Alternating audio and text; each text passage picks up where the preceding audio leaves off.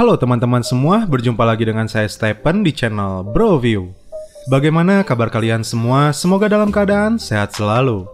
Pada kesempatan kali ini, saya akan mencoba kembali untuk membahas sebuah alur cerita film. Dan film ini berjudul The Man From Nowhere. Film ini adalah film laga seru Korea Selatan yang dirilis pada tahun 2010 dan menampilkan Won Bin. Film ini disutradarai oleh Lee Jung Bum. The Man From Nowhere mengisahkan seorang pemilik toko gadai terseret dalam kasus pencurian paket narkoba yang dilakukan oleh tetangganya. Oke, sebelum kita masuk ke ceritanya, jangan lupa siapkan Kopai dan Woodbray untuk menemani kalian dalam menonton alur cerita film ini. Dan tak usah berlama-lama, langsung saja kita masuk. Intro.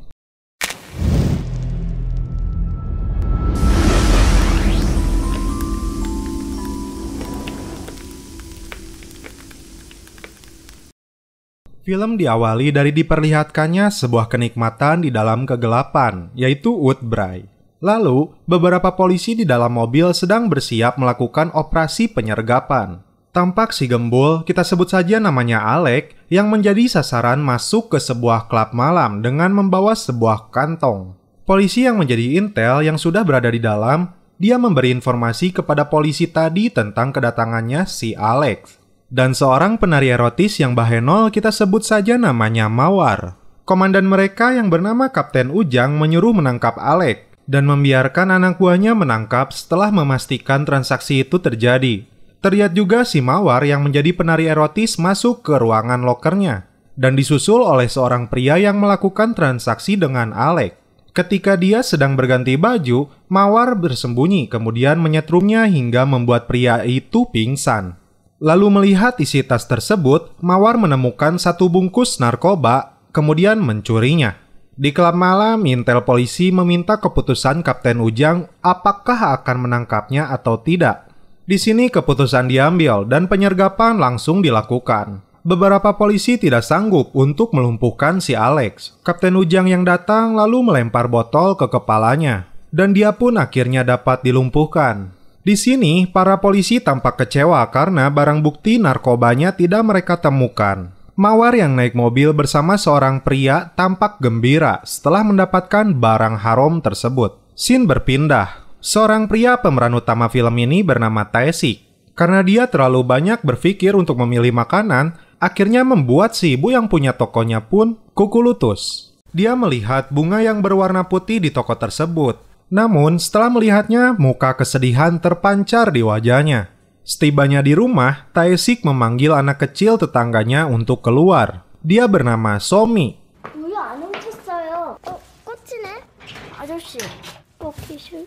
Di sini, Tae-sik bekerja di sebuah tempat pegadaian. Hari-harinya pun dihabiskan dengan Somi. Somi menanyakan padanya apakah dia seorang gangster. Karena info yang Somi dengar, dia bersembunyi karena melakukan hal yang buruk. Bahkan ibunya mengira dia pedofil dan menyuruhnya berhati-hati.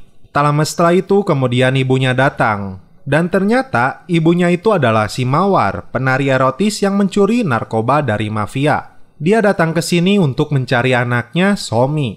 Lalu dia menggadaikan ke Tae-sik sebuah kamera berikut tasnya. Mawar memperingatkan Tae-sik jangan bermain dengan anak-anak kalau si jagurmu tidak ingin aku potong. Genitnya seorang Mawar, dia malah mengajak Tae-sik kencan.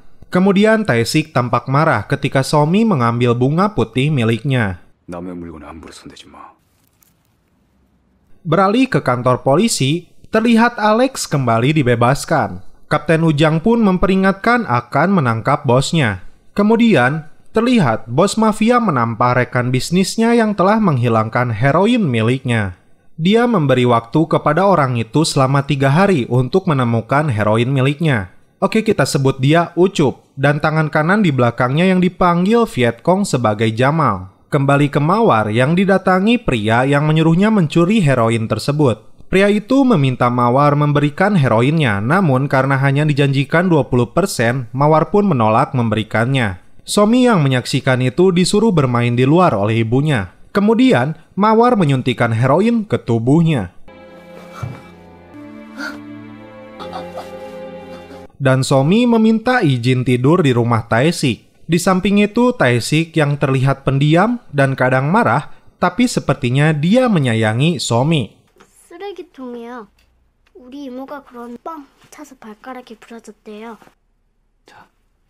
Lanjut ke Tae-sik yang mendatangi suatu tempat di mana Poto dan Abu, istrinya yang telah tewas, berada. Sepulangnya, dia melihat Somi dipukuli seorang ibu-ibu karena dituduh mencuri tas anaknya. Polisi pun meminta Somi memberitahu keberadaan orang tuanya. Lalu dia melihat Tae-sik dan menunjuk dia sebagai ayahnya. Tae-sik tidak berani mendekat. 아빠 아니야? Berpindah lagi di rumahnya, kita sebut Udin, adiknya Ucup, sedang menikmati jamuan kenikmatan dari para ladies dolar kuning. Dia pun ditelepon oleh kakaknya Ucup bahwa mereka menemukan Mawar yang telah mencuri heroin milik mereka. Dan di sebuah toko mainan, Somi berada di sana, lalu Tae-sik kemudian datang dan melihatnya marah. Di depannya, Somi kemudian sengaja mencuri sebuah mainan. Dan ketika Tae-sik akan membayarnya, namun ditolak oleh si kakek pemilik toko. Pesan dari kakek itu adalah, biarkan saja, anak-anak akan belajar dari kesalahannya. Ajaklah jalan-jalan. Tae-sik menyusul Somi, dan Somi meminta MP3-nya untuk dikembalikan. Lalu dia memberikan sebuah kartu kesatria kegelapan. Dan menurutnya itu adalah kartu keberuntungannya dan bisa mengalahkan apapun. Lalu dia mengucapkan selamat tinggal. Sejenak dia berhenti, lalu dia menangis karena merasa diabaikan oleh Tae-sik seperti halnya semua orang kepadanya. 아저씨도 제가 창피하죠. 그래서 모른 척했죠. 괜찮아요. 술 마시면 맨날 같이 죽. 아저씨가 더 나빠요. 그래도 안 미워요. 생각하면 여기가 막 아파요. Somi yang sampai di rumahnya, dia mendapati ibunya sedang disiksa oleh para mafia yang dipimpin oleh si Udin. Dua orang lainnya mendatangi tempat Tae-sik. Dan salah satunya si gembul yang bernama Alex. Terlihat dia mengeluarkan pisau, namun dengan sangat cepat Tae-sik bisa merebutnya. Alex kemudian mencoba melawannya, namun tetap saja dia tidak bisa mengalahkannya. Kemudian tangan kanan si Udin yang bernama Jamal naik ke atas. Di sini Tae-sik didesak karena Mawar dan Somi disekap. Akhirnya memberikan tas tersebut dan benar saja di dalamnya disembunyikan heroin milik mereka. Namun nyatanya, seperti biasa, penjahat tidak akan menepati janjinya setelah heroin tersebut diberikan. Mawar dan Somi tidak dibebaskan. Rekan mereka si Alex yang nyatanya masih hidup malah mereka tembak. Handphone milik si Jamal pun disimpan di sana. Nah, sepertinya di sini ada cara licik. Yang saya duga mereka akan cuci tangan dan akan melempar kesalahan kepada Tae-sik. Tae-sik mencoba mengejar mobil mereka namun tidak berhasil. Kemudian Tae-sik diberi perintah oleh mafia ini jika ingin Mawar dan anaknya dibebaskan. Dia harus mengantarkan sebuah paket. Kemudian dia berjalan ke sebuah basement yang telah ditunjuk oleh mereka dan membawa sebuah mobil. Dan ternyata kakak beradik Ucup dan Udin berada di sana mengawasi Tae-sik. Dia kemudian mengambil sebuah tas yang berada di loker sebuah basement. Ketika Tae-sik membuka tas tersebut, ternyata berisi heroin. Nah, tugasnya dia harus mengantarkan barang tersebut ke bos mafia tua di tempat latihan golf. Dan di sebuah tempat makan, polisi divisi narkoba mendapat telepon tentang transaksi narkoba. Setibanya di tempat tersebut, awalnya Tae-sik disambut oleh bos itu. Dan Tae-sik kemudian meminta dia membebaskan Mawar dan anaknya. Nah, rupanya semua ini disetting oleh Ucup dan Udin untuk menjebak mereka. Hingga akhirnya polisi pun datang ke tempat bos mafia ini. Dia pun geram karena merasa telah dijebak oleh Ucup, kemudian kemarahannya berbalik kepada Tae-sik yang akan diserahkannya kepada polisi. Karena hal tersebut, Tae-sik dilemparkan dari atas bangunan itu. Untungnya jaring menahannya. Dia kemudian loncat dan mengejar si tua dengan mobil yang digunakan atas perintah Udin. Kap mobil Tae-sik kemudian terbuka. Dan ternyata di dalam bagasinya ditemukan mayat Mawar.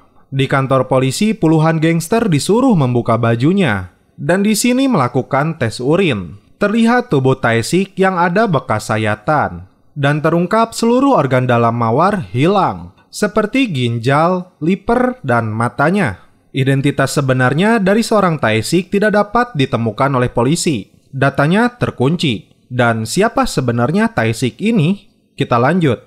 Tae-sik kemudian menyadari kejahatan Ucup dan Udin dari interogasi yang dilakukan oleh polisi kepadanya.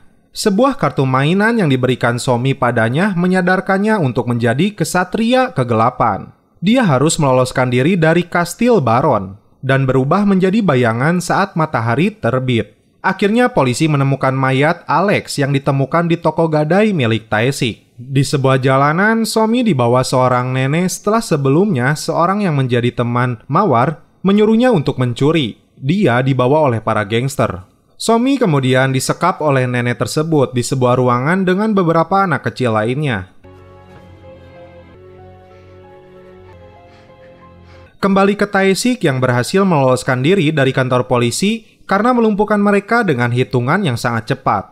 Dia kemudian mengambil kembali HP yang diberikan oleh Jamal di sebuah tempat sampah. Polisi yang menyadari Tae-sik bukan orang biasa kemudian meminta informasi langsung ke Gedung Putih. Dan di markasnya, Ucup dan Udin menginterogasi teman Mawar yang telah mencuri heroin mereka. Mereka menanyakan sosok Tae-sik yang tentu saja tidak dikenalnya. Tak mau buang-buang waktu, Ucup langsung menancapkan kapak di kepalanya. Ancim! Di tempat lain, Jamal diutus Udin untuk melakukan pembantaian kepada bos mafia dan para anak buahnya. Polisi akhirnya mendapatkan informasi tentang Tae-sik. Faktanya, dia adalah mantan pasukan khusus intelijen militer yang lebih banyak beroperasi di luar negeri yang telah mendapatkan banyak penghargaan. Namun, kasus kematian istrinya membuatnya menghilang. Di sini, Tae-sik mulai melakukan penelusuran terhadap mafia Ucup dan Udin. Dia mendatangi sebuah tempat penjualan HP ilegal untuk mencari informasi. Dia pun melumpuhkan beberapa orang gangster di tempat itu dengan aksi kerennya. Kita lihat, guys. Dia mendapatkan kartu nama dan alamat duo Ucup Udin. Udin yang sedang melakukan celepot di bar bersama asistennya yang sedang memberikan obat rangsangan untuk seorang cewek bohai. Dan Tae-sik masuk ke bar tersebut. Naik ke sebuah lift, tak diduga dia naik bersama Ucup yang belum dikenalnya. Di sisi lain, Ucup yang mengenal Tae-sik kemudian menghubungi Udin untuk memperingatkannya. Tae-sik pun masuk toilet setelah diberi info oleh seseorang di tempat penjualan HP ilegal. Di sini ternyata ada asisten Udin yang baru saja celepot dengan wanita tadi. Tae-sik masuk dan menghabisi mereka.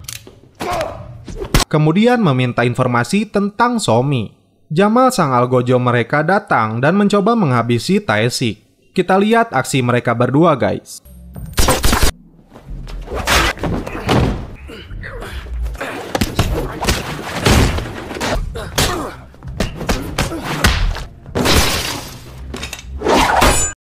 Di sini Tae-sik tertembak namun berhasil meloloskan diri. Dia kemudian berusaha untuk mengejar Ucup yang kabur juga. Kapten Ujang yang berada di sana kemudian mencoba menangkap Tae-sik, namun gagal. Akhirnya Tae-sik mulai menunjukkan jati dirinya dan akan membuat Ucup merasakan akibat perbuatannya.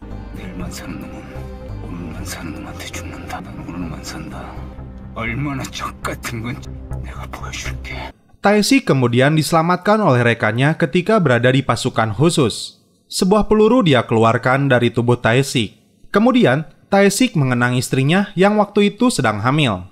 Dalam kenangan tersebut, ketika sedang berbelanja kebutuhan calon bayinya, istrinya berada dalam mobil, lalu sebuah mobil truk menabrak mobilnya dan menewaskan istrinya itu. Seorang penjahat pun mencoba membunuhnya, dia tertembak.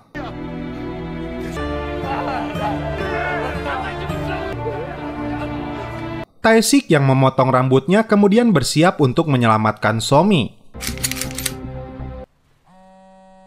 Kapten Ujang meneleponnya akan menangkapnya, namun dia pun memberikan informasi tentang pelacakan Somi yang menarik uang di sebuah ATM. Kemudian, Tae-sik menuju tempat tersebut dan dia mendapati seperti sebuah mesin koin capit mainan anak, seperti yang pernah dia dapatkan ketika menemukan heroin di dalamnya. Di tempat Somi dan anak-anak lain berada, tampak seorang anak yang sudah besar akan dikirim untuk diambil organnya.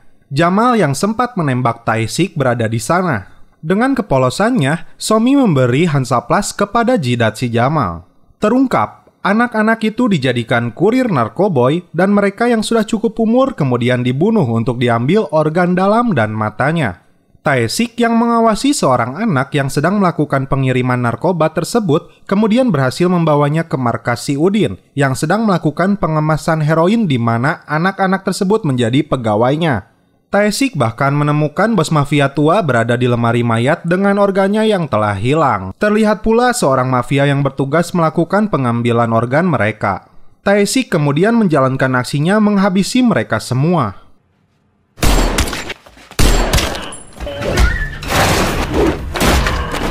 Sebelum menghabisi si Udin, dia terlebih dahulu menelepon kakaknya, si Ucup. Di sini Tae-sik meminta Somi kepada si Ucup yang berada di dermaga dan memberinya waktu 1 jam. Sebuah tabung gas dibocorkan dan inilah yang terjadi.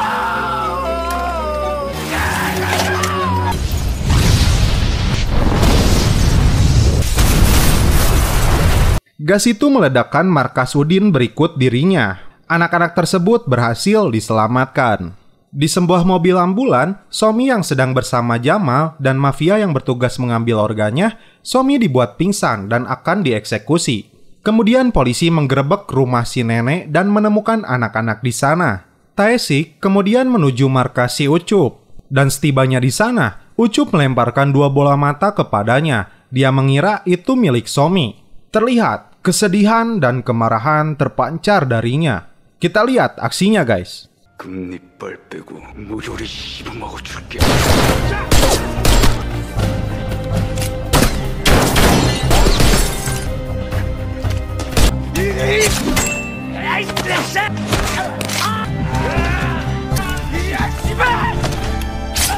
Satu persatu dihabisi tanpa rasa ragu. Bola mata tersebut Jamal tembak. Hingga akhirnya pertarungan 1 lawan 1 menggunakan pisau antara mereka begitu apik. Kita lihat.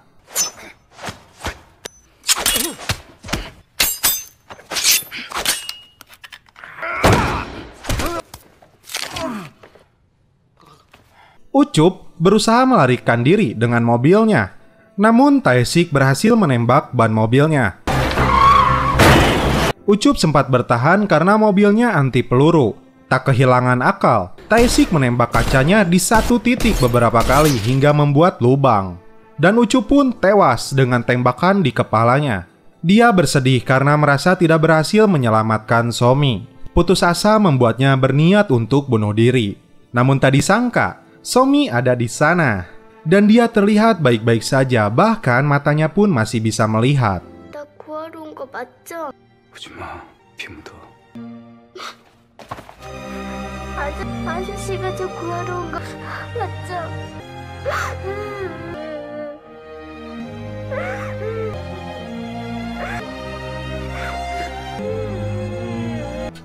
Merinding bro. Ladu Sing pun berdatangan. Dan kakek tua yang membuka tokonya kaget melihat para polisi dan Tae-sik berada di sana. Beberapa hadiah dibelikan untuk Somi dan pelukan pertama Tae-sik untuk Somi menutup film ini. 한 번만 안아보자.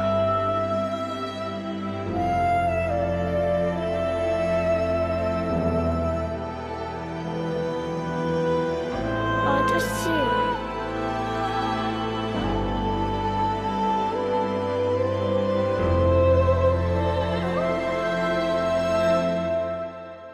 Dan film pun berakhir. Oke guys, bagaimana menurut kalian alur cerita film dari The Man From Nowhere ini? Gila sih, benernya ieu mah Korea. Endingnya teh anjim banget. Mau tanya nih, siapa yang nyimpen bawang di sini anjim? Perih bro. Tapi di balik ending yang menyedihkan itu ada sebuah kopa yang menunggu di hadapanku. Anjim, madep. Oke, saya akhiri alur cerita film dari The Man From Nowhere ini. Salam penutup dari kami. Seperti biasa, mohon maaf bila ada kata-kata yang kurang berkenan di hati kalian. Mohon dimaafkan ya. Salam perfilman duniawi. Keep enjoy.